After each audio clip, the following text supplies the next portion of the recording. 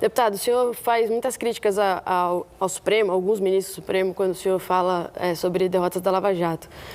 No caso do presidente Lula, especificamente, os processos anulados contaram com votos de dois dos maiores defensores lá no Supremo, Edson Fachin e Luiz Roberto Barroso. Queria saber o que o senhor acha que explica essa mudança.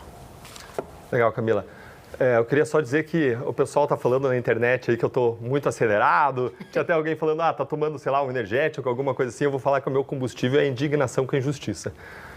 Quando a gente olha essas decisões que foram proferidas pelo Supremo Tribunal Federal, anulando o caso da Lava Jato, tem uma que se destaca e o resto, todas elas foram tomadas com base em mudanças de regras. Mudanças de regras feitas pelo Supremo em relação a quem fala por último, colaborador ou delatado. Mudança de regras sobre qual é a justiça que julga a corrupção política.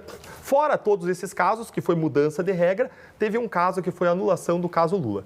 E existem duas possibilidades de você olhar. Vamos relembrar o que aconteceu nessa anulação. Primeiro veio uma decisão sobre a competência, dizendo se é ou se não era de Curitiba a competência para julgar. E aqui vamos olhar a coerência dessa decisão com as outras decisões do Supremo.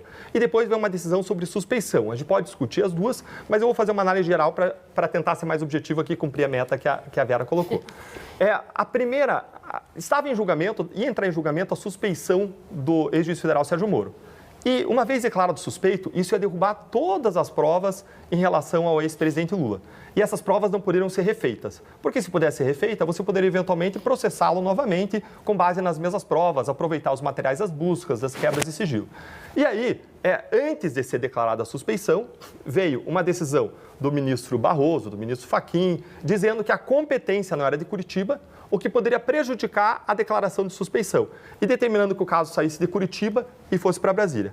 Essa decisão de competência ela foi incoerente com as outras decisões do Supremo. Por quê? Qual foi o argumento que eles usaram? Eles falaram o seguinte, olha, a gente já decidiu que os casos referentes à Petrobras ficam em Curitiba, mas nesse caso do Lula, os crimes vão além da Petrobras. Pegam outros órgãos públicos, então deve ser em Brasília e não em Curitiba. Mas se você for pensar, esse argumento ele se aplica a todos os casos da Lava Jato. Se você pegar a empreiteira Odebrecht, não era só a Petrobras, eram vários outros órgãos públicos do governo federal, estadual e municipal. Se pegar o pessoal da OAS, era o mesmo argumento. Políticos como Eduardo Cunha, é o mesmo argumento. E você poderia, então, tirar tudo de Curitiba de uma vez. Mas não foi feito. Foi feito de modo incoerente. Mais uma vez, o que me preocupa é a incoerência, como você bem ressaltou. Foi feito apenas em relação ao caso do presidente Lula. Agora, isso foi feito num contexto em que tomaram decisões pessoas que têm uma posição muito firme na Lava Jato, e isso pode ter uma interpretação de que foi uma decisão para evitar uma declaração de suspeição que viria, com a qual, eventualmente, eles poderiam não concordar, e acho até que não concordaram na decisão seguinte. Então, existem essas duas leituras. A primeira, da incoerência da decisão, e a segunda, de que pode ter sido uma medida menos drástica para evitar uma medida mais drástica que era considerada injusta por vários.